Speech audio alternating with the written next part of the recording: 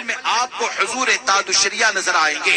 طاہر الپادری کے فتنے سے اگر ہم کو بچایا ہے تو وہ حضور تاج الشریعہ نے ہم کو طاہر الپادری کے فتنے سے بچایا ہے۔ اور ہم تو اتنا جانتے ہیں، بعض لوگ لوگوں کو دھوکہ دیتے ہیں، اور دھوکہ اس طرح دیا جاتا ہے۔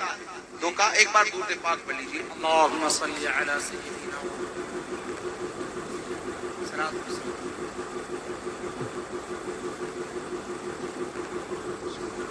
ایک مرتبہ اور درود پاک پڑھ لیجیے۔ اللهم صل علی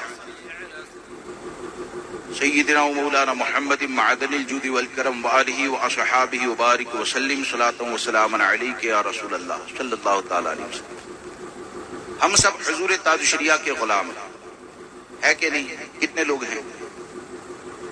ہم حضور قائد ملت کے چاہنے والے ہیں، ان کے غلام ہیں، ہم سب ہیں نا۔ اب حضور تاج الشریعہ کی غلامی کسے کہا جاتا ہے؟ یعنی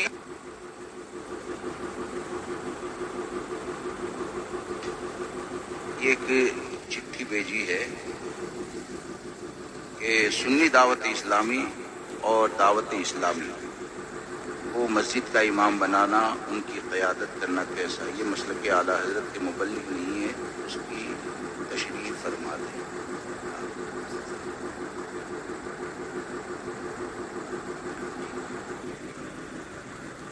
پہلے یہ دو چیزیں آپ کے سامنے عرض کر دیں کہ آج کے وقت میں بہت سے لوگ یہ کہتے ہیں اور لوگوں کو دھوکہ دیتے ہیں، یعنی تاج الشریعہ کے خلاف تو کچھ بول نہیں پائیں گے، تو اب لوگوں کو دھوکہ دینے کے لیے کیا کہتے ہیں؟ حضور تاج الشریعہ نے جو ویڈیو کو حرام کہا نا، وہ بولے کہ حضور تاج الشریعہ کا احتیاط ہے۔ سنی دعوت اسلامی کا بائیکاٹ کیا تو بولے کہ یہ حضور تاج الشریعہ کا احتیاط ہے۔ آپ مجھے بتائیں کہ احتیاط جو ہوتا ہے نا، آدمی خود کرتا ہے، دوسروں کو حکم نہیں دیتا ہے۔ سرکار مفتی اعظمین رضی اللہ تبارک و تعالی غیر مسلموں کے ہاتھ کا بنا ہوا کھاتے نہیں تھے، لیکن آپ نے کبھی حکم نہیں دیا کہ کوئی کھانا مت، یہ حرام ہے۔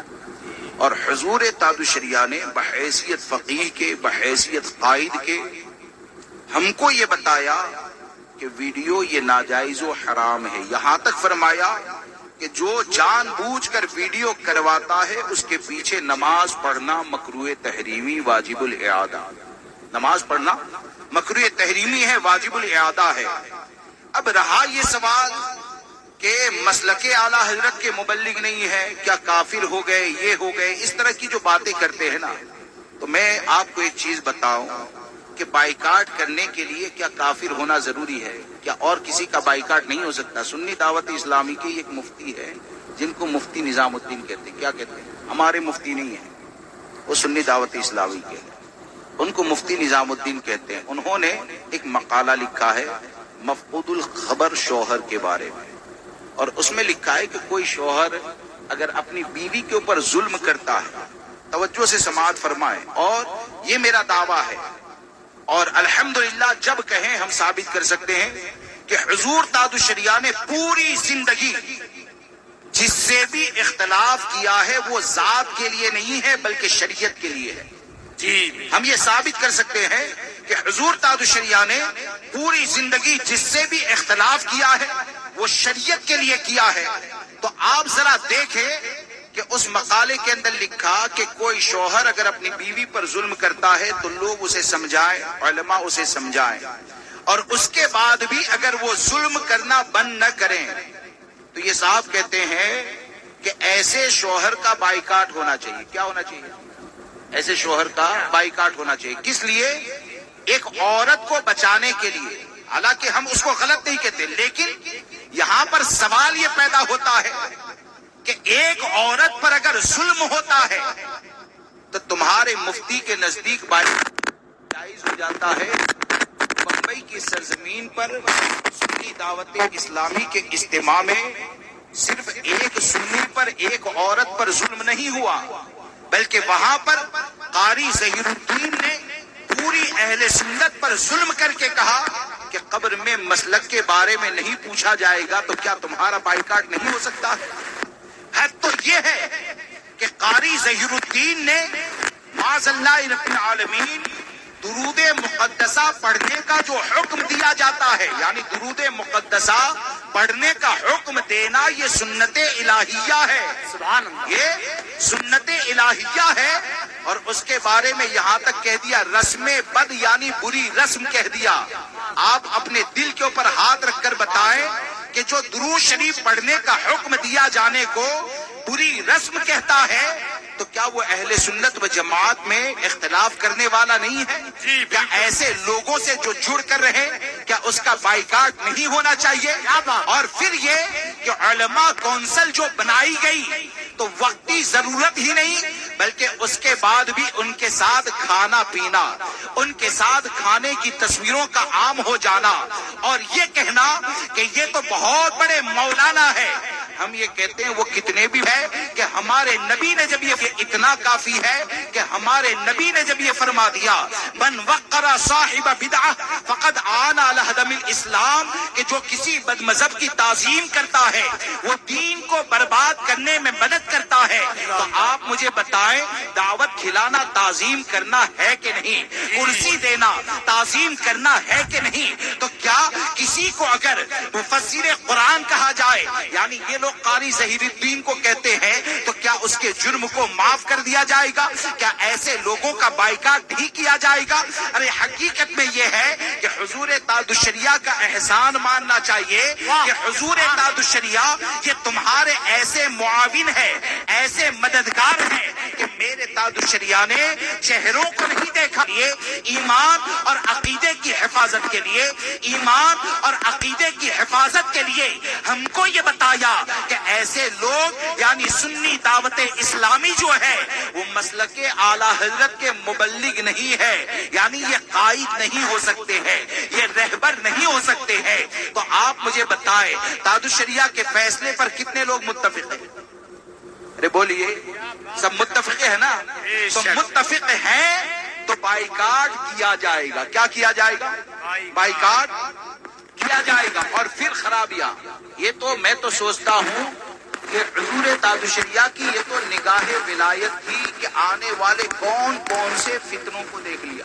جی کیا بات ہے، اب تو معاملہ عقیدے کا آ گیا، اب تو معاملہ عقیدے کا آ گیا۔ بہت سے لوگ امین مالیگاوی کو سنتے ہیں نا، ہاں؟ بہت لچھے دار بولے کے بولتا ہے۔ اس بات کو یاد رکھ کر چلیں، نہ جانے وہ تم کو کہاں پہنچا دے گا پتہ بھی نہیں چلے گا، ہاں؟ وہ کہاں پہنچا دے گا پتہ بھی نہیں چلے گا۔ آپ مجھے بتائیں کہ آج کہتے بائیکاٹ کیوں ہوتا ہے؟ اور توبہ کروانے کے معاملے میں یعنی سالوں نکل جاتے ہیں اور سالوں نکل جائے اور کئی سال تک جو منہاجی کو یعنی طاہر الپادری کو جنتی کہنے والے کو، طاہر الپادری کے فالوورز کو سالوں تک رحمت اللہ علیہ کہتا رہے اور اس کو لوگ نائب غوث اعظم، شہزادہ غوث اعظم کے نام پر پیش کرتے ہیں اور دین کے مبلغ کے نام پر پیش کرتے ہیں۔ آپ مجھے بتائیں طاہر الپادری سے ہمارا اختلاف فروعی ہے یا اصولی ہے؟ طاہر کے ساتھ ہمارا اختلاف عقیدے کا اختلاف ہے۔ اور یہ امین مالیگاوی کا معاملہ یہ ہے کہ دو مرتبہ جا کر منہاجی کی قبر پر فاتحہ بھی پڑھتا ہے، اسے معاذ اللہ رب العالمین رحمت اللہ علیہ بھی کہتا ہے، اور تمام چیزیں پتہ ہونے کے باوجود کئی سال جب توبہ کرنے کے اندر لگا دیتا ہے تو آپ مجھے بتائیں کیا ایسے لوگوں کا بائیکاٹ نہیں کیا جائے گا؟ یقیناً ایسے لوگوں کا بائیکاٹ کیا جائے گا، اور ان لوگوں کا بائیکاٹ کرنا یہ ہمارے دین کی حفاظت کا ذریعہ ہے، ہمارے ایمان، ہمارے عقیدے کی حفاظت کا ذریعہ ہے۔ اب رہا یہ سوال، یعنی مختصر وقت ہے، تفصیل بہت لمبی ہے، ان لوگوں کے بارے میں اتنے معاملات ہیں کہ آج معاذ اللہ رب العالمین یہاں تک کہا جاتا ہے۔ مجھے ابھی ایک بات سنائی کہ شہر میں ایک آدھ نمونہ ایسا بھی پایا جاتا ہے کہ جو یہ کہتا ہے کہ جو سنی دعوت اسلامی اور دعوت اسلامی کا رد کرے معاذ اللہ اس پر لعنت، ہاں معاذ اللہ اس پر اللہ کی لعنت۔ تو یہ جاہل کو اتنا پتہ نہیں ہے فتنوں کا رد کرنے والے پر اللہ کی لعنتیں نہیں بلکہ رحمتیں نازل ہوتی ہیں، رحمتیں نازل ہوتی ہیں، اور لعنت تو اس پر ہوتی ہے جو استطاعت اور طاقت رکھنے کے بعد بھی حق کو چھپاتا ہے۔ اور یہ ہم نہیں کہتے، یہ آقا کریم صلی اللہ تعالی علیہ وسلم نے فرمایا کہ جب فتنے ظاہر ہو اور گمراہیاں پھیلنے لگے، اور ایسے وقت میں عالم اپنے علم کو چھپاتا ہے، فعلیہ لعنت اللہ والملائکۃ والناس اجمعین، تو ایسے عالم پر یعنی استطاعت اور طاقت ہونے کے بعد بھی اگر حق کو چھپاتا ہے تو ایسے عالم پر اللہ کی لعنت، فرشتوں کی لعنت، تمام لوگوں کی لعنت۔ لا یقبل اللہ صرفا ولا عدلا، اللہ تبارک و تعالی ایسے کے فرائض اور نوافل کو قبول نہیں کرتا ہے۔ تو تم نے یہ کہہ دیا کہ جس نے سنی دعوت اسلامی کا رد کیا تو سنی دعوت اسلامی کا بائیکاٹ حضور تاج الشریعہ نے اپنی پراپرٹی کے لیے نہیں کیا ہے، اپنی ذات کے لیے نہیں کیا ہے، بلکہ حضور تاج الشریعہ نے ہمارے دین کی حفاظت کے لیے جب ان کا رد فرمایا تو حقیقت یہ ہے کہ جو بائیکاٹ کرنے والے ہیں اللہ کی رحمتیں ان پر نازل ہوتی ہے، اور جو سپورٹ کرنے والے ہیں یا یہ کہیے کہ جو ان لوگوں کے بارے میں خاموشی کو اختیار کرتے ہوئے لوگوں کو فتنے میں مبتلا کرتے ہیں، یقیناً ذلت ان کے لیے یہاں پر بھی ہے، ذلت ان کے لیے میدان محشر میں بھی ہے۔ لہذا دوستو، سنی دعوت اسلامی سے ہمارا اختلاف یہ شرعی اختلاف ہے۔ اب رہا یہ کہ دعوت اسلامی کا معاملہ، باتیں بہت زیادہ ہے، دلیل کے اندر ہمارے سامنے کیا لاتے؟ ہم کہتے ہیں کہ بھائی امین مالیگاوی منہاجی کی قبر پر گیا تو ہم کو سامنے کہتے ہیں کہ اس کے مجمع میں اتنے ہزار لوگ جمع ہو جاتے ہیں۔ ہم کہتے ہیں کہ امین مالیگاوی نے فلاں خلافے، ارے بیٹھ جائیں آپ حضرات، آپ حضرات بیٹھ جائیں۔ کیوں کھڑے ہو جاتے ہیں؟ حضرت آئیں گے تو سب سے پہلے ممبر رسول پر بیٹھنے والے حضرات کھڑے ہوں گے، آپ حضرات بیٹھ جائیں، جو جہاں ہے وہاں بیٹھ جائیں آرام کے ساتھ۔ جماعت رضائے مصطفیٰ کے تمام تر حضرات سے گزارش ہے کہ بہت پیار سے ان حضرات کو بٹھا دیں، آرام کے ساتھ بٹھا دیں۔ ماشاءاللہ بہت ہی معلوماتی گفتگو ہو رہی ہے، ماشاءاللہ بہت اچھی گفتگو، بہت اچھا خطاب ہو رہا ہے حضرت علامہ مولانا اسماعیل امجدی صاحب قبلہ کا، اور مفتی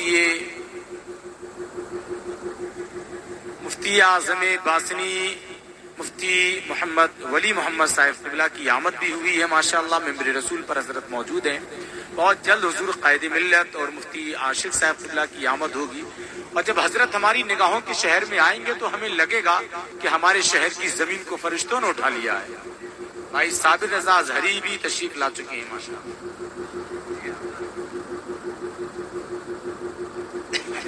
بیٹھ جائیں جہاں سے اٹھیں، تشریف رکھیں۔ حضرت ابھی ماشاءاللہ ماشاءاللہ۔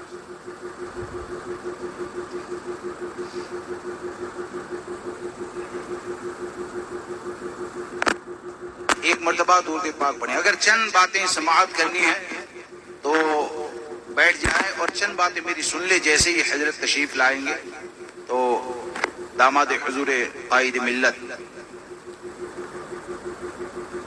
حضرت علامہ مولانا مفتی عاشق حسین صاحب قبلہ کا پرمغز خطاب ہم اور آپ سماعت فرمائیں گے۔ آپ حضرات بیٹھ جائیں، چند باتیں سماعت کر لیں، سوال کا جواب مکمل ہو جائے۔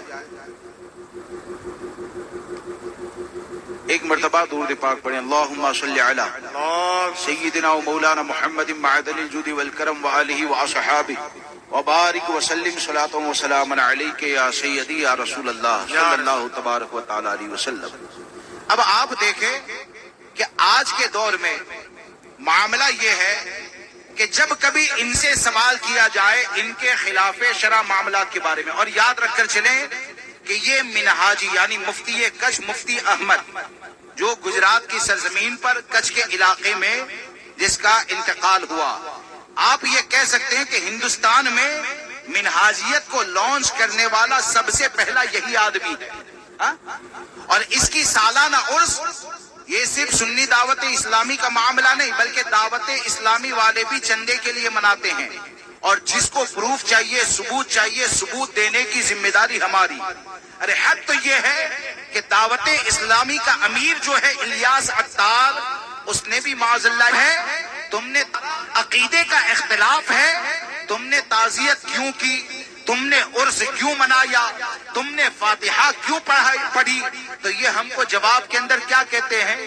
ہم نے تو اتنوں کے سر کے اوپر امامہ باندھا ہے، ہم نے تو اتنے لوگوں کے ذریعے مسجدوں کو آباد کر دیا ہے، ہم نے تو دین کی اتنی خدمت کی ہے، تو ہم یہ کہنا چاہتے ہیں کہ تم نے کیا کیا اس کے بارے میں نہیں، ہم کو تو فاروق اعظم نے یہ طریقہ بتایا کہ وہ فاروق اعظم رضی اللہ تبارک و تعالیٰ 5000 کے ذریعے گناؤ، اگر 5000 ایسے علماء نکل جائے کہ معاذ اللہ رب العالمین وہ دیوبندیت کے خلاف نہیں بولتے ہیں، وہ رافضیت کے خلاف نہیں بولتے ہیں، وہ وہابیت کے خلاف نہیں بولتے ہیں، وہ قادیانیت کے خلاف نہیں بولتے ہیں، تو تم یہ کہتے ہو کہ یہ ہماری فضیلت ہے۔ اگر اپنی زبانوں کو خاموش کر لے تو اپنی زبانوں کو خاموش کر لے تو بارگاہ رسالت سے کہا جاتا ہے یہ گنگا شیطان ہوتا ہے، تو تمہاری فضیلت ہوئی کہاں؟ اس کو تو گنگا شیطان کہا گیا ہے، تمہاری فضیلت آخر کیسے ہو گئی؟ اگر تم فضیلت والے ہو اور یہ کہتے ہو، یعنی لوگوں کو دھوکہ دیتے ہیں اعلیٰ حضرت کے نام پر، بولے کہ اعلیٰ حضرت سے الیاس عطار صاحب بڑی محبت کرتے ہیں، اعلیٰ حضرت یہ آئیڈیل ہے، تو اعلیٰ حضرت کو جب آئیڈیل مانا نا تو آئیڈیل بنانے والا صرف ہلتا نہیں رہتا ہے، آئیڈیل بنانے والا بد مذہبوں کے مقابلے میں خاموش نہیں رہتا ہے، بلکہ جس نے بھی امام احمد رضا کو آئیڈیل بنایا ہے وہ تو اپنے رد کے ذریعے یہ کہتا ہے کہ دشمن احمد پہ شدت کیجئے، ملحدوں کی کیا مروت کیجئے، غیظ میں جل جائے بے دینوں کے دل، یا رسول اللہ کی کثرت کیجئے۔ ارے جو امام احمد رضا کو آئیڈیل بنانے والا ہوتا ہے تو اس آئیڈیل کا حال تو یہ ہوتا ہے کہ میرا امام تو یہ تعلیم دیتا ہے کہ ذکر ان کا چھیڑیے ہر بات۔ سبحان اللہ، سبحان اللہ۔ امام احمد رضا تو فرماتے ہیں چہلم کی محفل ہو، شادی کی محفل ہو، دیجے کی محفل ہو، چاہے غوث اعظم کے نام پر محفل ہو، محفل کوئی بھی ہو، امام احمد رضا کا مسلک یہ ہے کہ ذکر ان کا چھیڑیے ہر بات میں، چھیڑنا شیطان کی عادت کیجئے۔ تو ہمارا سوال تو یہی ہے نا کہ جب مسلک اعلیٰ حضرت کا نعرہ لگاتے ہیں تو آپ بد مذہبوں کے بارے میں سختی کیوں نہیں کرتے ہیں؟ اور معاملات اتنے زیادہ گڑبڑ کر دیے، یعنی حضور تاج الشریعہ کی حیات ظاہری میں جتنے معاملات نہیں تھے اس سے زیادہ آج ان کے ہنگامے پیدا ہو چکے ہیں، ان کے فتنے پیدا ہو چکے ہیں کہ معاذ اللہ حال یہ ہو گیا کہ اسد الدین اویسی جیسا آدمی کہ جس کا معاملہ یہ کہ ابو الحسن علی ندوی کو اپنا امام کہے۔ آپ ایک بات کا جواب دیں، جواب آپ کو دینا ہے، عاشق غدار رسول کبھی ایک ہو سکتے ہیں؟ ارے بولیے، عاشق رسول اور غدار رسول کبھی ایک ہو سکتے ہیں؟ نہیں ہو سکتے ہیں نا۔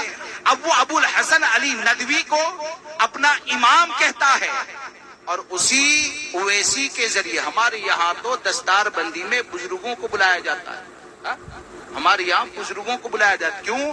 تاکہ اس کی فضیلتیں حاصل ہو، اس کی برکتیں حاصل ہو۔ اور یہ کہتے ہیں غیر سیاسی تحریک، یعنی غیر سیاسی تحریکیں لکھنے کے لیے ہے، ورنہ دیکھو تو سب سے بڑی سیاست کرنے والی یہی تحریک ہے، غیر سیاسی تحریک یہ لکھنے کے لیے ہے۔ یعنی اسد الدین اویسی کو حیدرآباد کی سرزمین پر کہ جو ابو الحسن علی ندوی کو اپنا امام کہتا ہے اور اس کی عزت بھی کی جاتی ہے، اس کے ذریعے سندیں بھی دی جاتی ہے، تو آپ مجھے بتائیں کہ کوئی کسی کے فالوورز اگر 5 لاکھ ہو جائے اور جو عاشق اور غدار کو ایک کہنے والے کو اگر عزت دیتا ہے تو کیا ایسے آدمی کا حساب نہیں کیا جائے گا؟ کیا اس لیے خاموش رہا جائے گا کہ اس ذات کو الیاس عطار کہا جاتا ہے؟ کیا اس لیے خاموش رہا جائے گا کہ اس کا کام 56 ملکوں کے اندر چلتا ہے؟ اس بات کو یاد رکھ کر چلے کہ ایسے ہزاروں عطار ایک جگہ پر جمع ہو جائے نا تو یقین جانے ہزاروں عطار کے مقابلے میں ہمارے لیے فرمان مصطفیٰ یہی کافی ہے کہ ہمارے آقا نے فرما دیا من وقر صاحب بدعہ فقد اعان علی ہدم الاسلام، کہ جو کسی بد مذہب کی تعظیم کرے گا گویا کہ وہ اسلام کو برباد کرنے میں مدد کرنے والا والا ہے.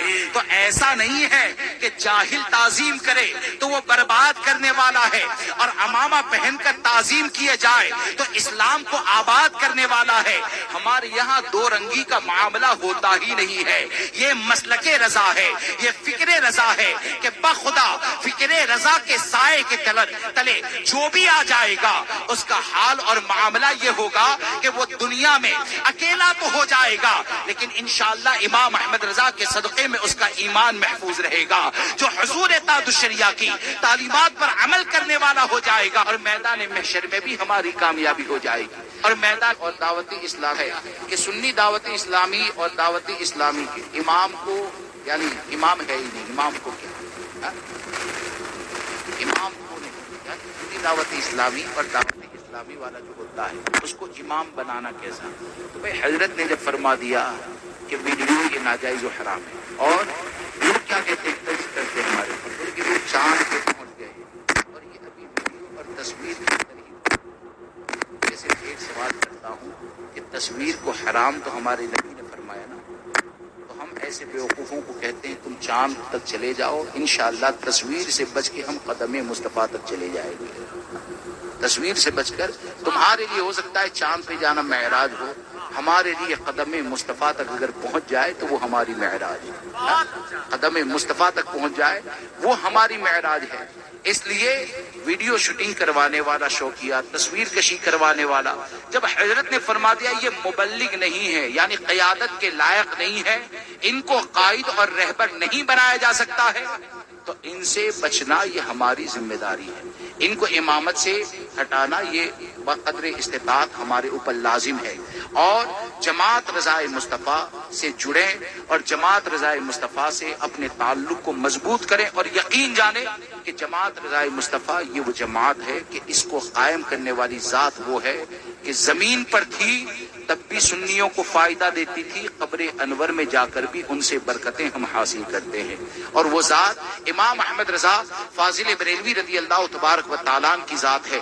تو جماعت رضائے مصطفیٰ سے جڑے. اور آج کے دور میں یہ جو ماحول بنایا جاتا ہے اور بعض جگہ پر ایسے مقرر یا ایسے کہے جانے والے مولانا جو جماعت رضائے مصطفیٰ کے نوجوانوں کو ٹارگٹ کرتے ہیں عقیدے کی سختی کی بنیاد پر، تسلف فی الدین کی بنیاد پر، تو ہم یہی کہتے ہیں کہ ایسے لوگوں کی پرواہ نہ کریں، بلکہ ہم اپنی ذمہ داریوں کو سمجھیں. اور ہماری ذمہ داری یہ ہے کہ میرا تاج الشریعہ یہ پیر کامل ہے، میرے تاج الشریعہ نے ہم کو فتنوں سے بچایا، تو فتنوں سے بچنا یہ ہماری ذمہ داری ہے.